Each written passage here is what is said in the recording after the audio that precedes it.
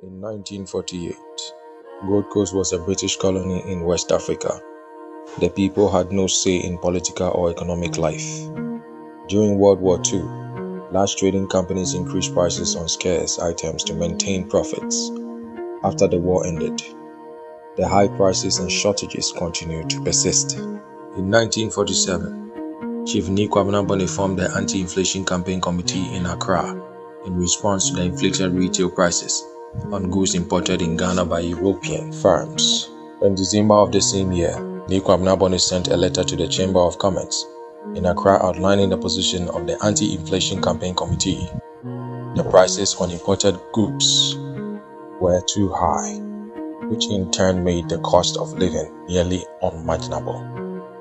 Nii Bonne and Anti-Inflation Campaign Committee demanded that the European firms lower the prices of goods, especially cotton textile items. Nii Bonne directed this letter to the United African Company, UAC, a subsidiary of the Anglo-Dutch multinational Unilever.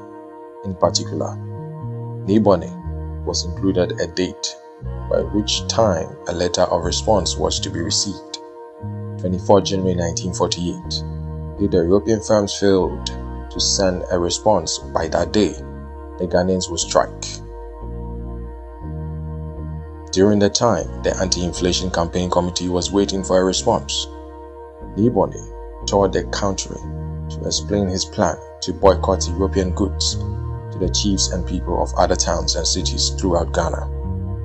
Nii Bonne's plan received widespread support. The chiefs of Menya Krobo Suhum, Akimodan, Cape Coast, Sekondi, Takwa, and Axim either gave their support or pledged to join the boycotts.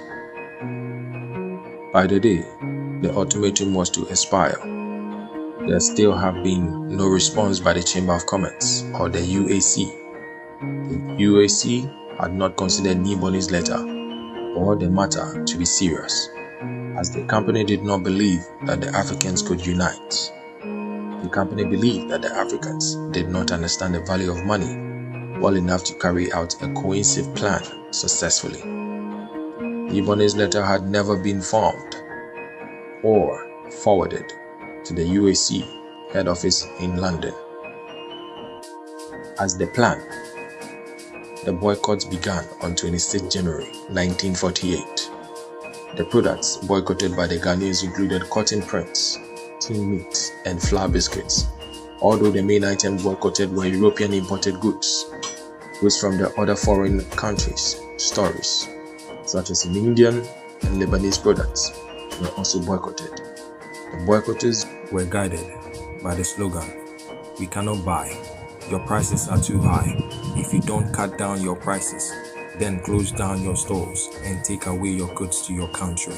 The economy in the closure of many shops on 11th February 1948.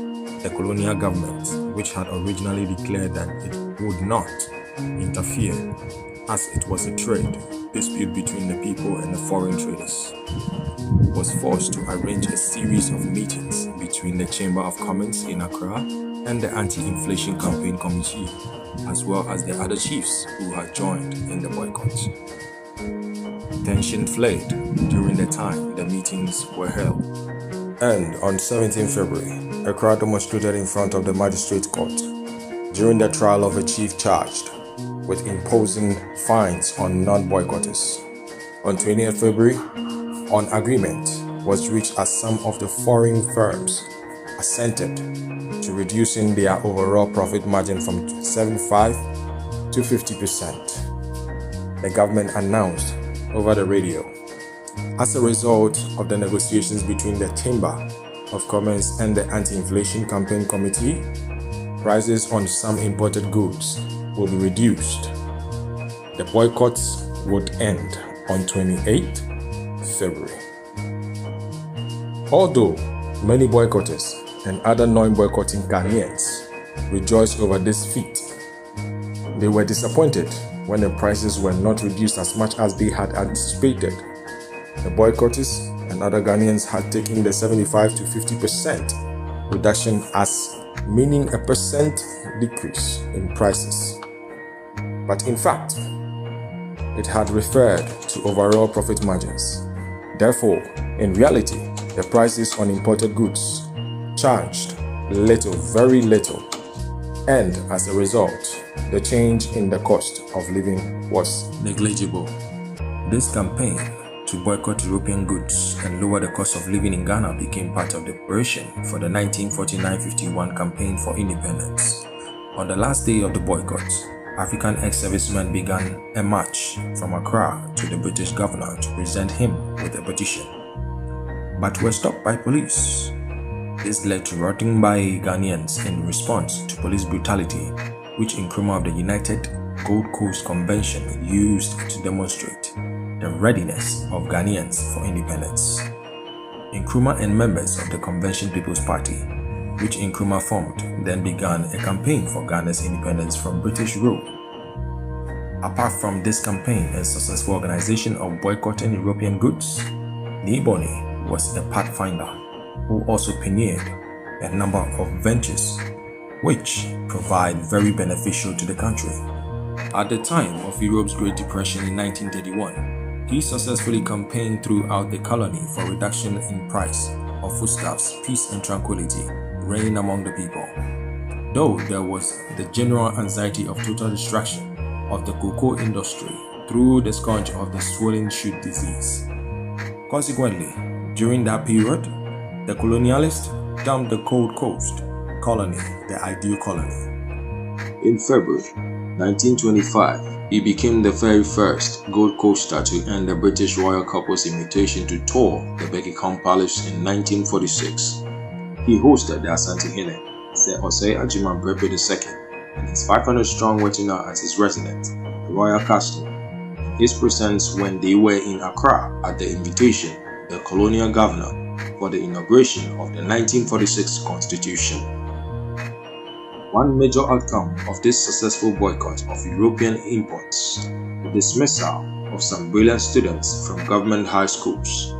The Executive Steering Committee of the UGCC vouched the need for the establishment of alternative high schools for dismissed students, supporters of the Nii Kwabena Bonne led route boycott of European merchants and traders.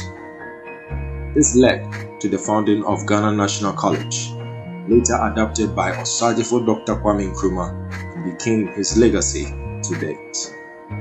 When Nii Kwabena Bonne III died in the 1971, once a long Mauritanian service to Ghana, the great Ghanaian politician of Yoruba origin and the Speaker of Parliament from 1958 to 1960, His Excellency Mr. A.M. Akumi eulogized him saying, "He was a champion of the underdogs and a good citizen who never liked anybody to take mean advantage of another.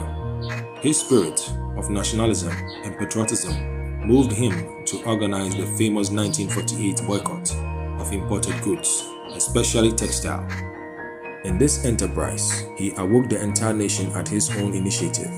He challenged the scandalous advantage that was being taken by the commercial firms for selling these articles at extortionate prices single-handedly.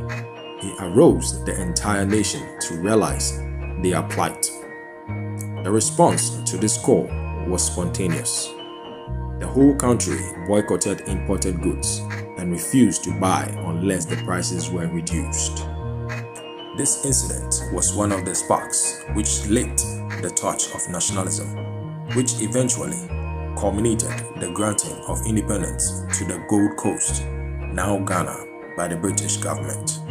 He played such an important part in our nationwide activities to merit him a worthy place in the new history of Ghana. He was real son of Africa, and his passing was a great loss to our nation.